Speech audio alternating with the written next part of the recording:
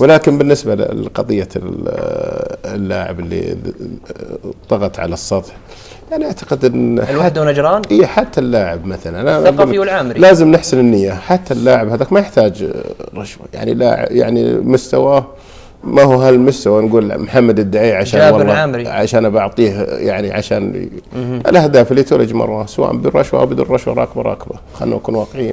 يعني ما المفروض ما يثير هالنقطه، هذه نقطه سوداء في الكره السعوديه، ان يظهر لاعب ويقول ويذكر اني حصل كذا وكذا، واللي يفترض ان الاتحاد السعودي يعني لو املك قرار اشطب اللاعب اللي يتحدث بهال، اذا كان ما ثبت شيء صحيح يشطب اللاعب اللي كان عبره للغير. التحقيقات بدون جاريه ولكن انا اتوقع ان الوحده تكسب اي فريق. يعني انا بقول لك الحارس يعني القمه اللي مؤثر في الفريق، اعتقد النجران انهزم من النصر ب5 أو 6.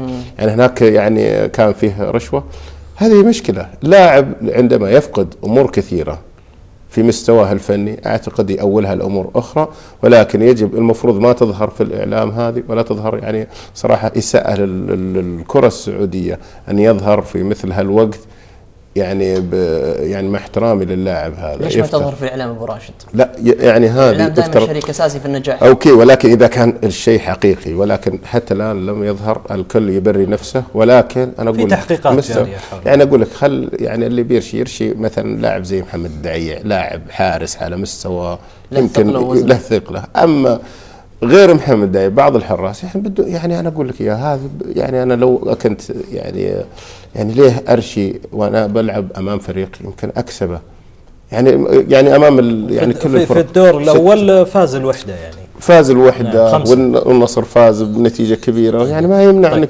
ليه في هالوقت نجي نتهم او نرمي، ولكن يفترض ان يعني المتهم والمدان يفترض ان هذول يبعدون عن الرياضه السعوديه.